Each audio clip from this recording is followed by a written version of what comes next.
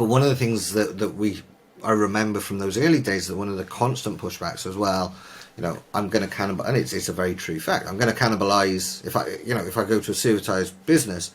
Well, I make all my money out of spare parts. I'm going to cannibalize my revenue there.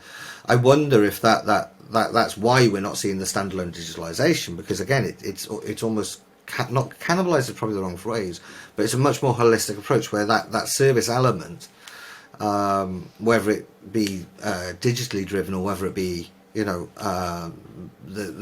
man on site, is bundled together as a much more holistic, we will solve your problem rather than you will pay for a service. So I wonder, it's an interesting point. I wonder if that will ever get resolved.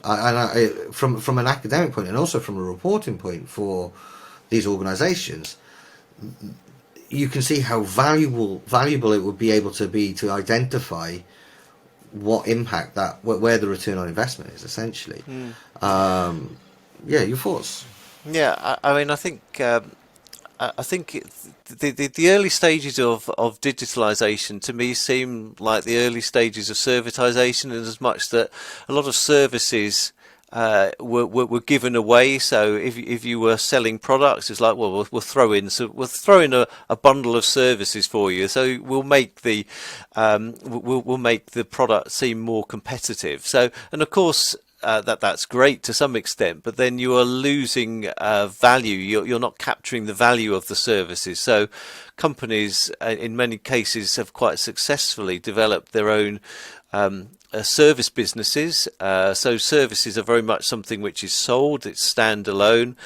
And so I think proponents of digitalisation as something which is going down this track will say, well, okay, we're at this stage where it's all, it's there as an enabler of services, but it's just waiting there to sort of break free and become its own business. But the actual aspects of where it can break free, I think, are going to need to be highly innovative. I think just doing more of what you currently do, but with less people, fewer people rather, is not going to be what cracks it really. And personally, I think predictive maintenance is perhaps the best bet at the moment for something which is not really very easily deliverable by companies, to actually use an algorithm essentially to predict product failure. You can see that it could have great value for a customer, and it's something which goes above and beyond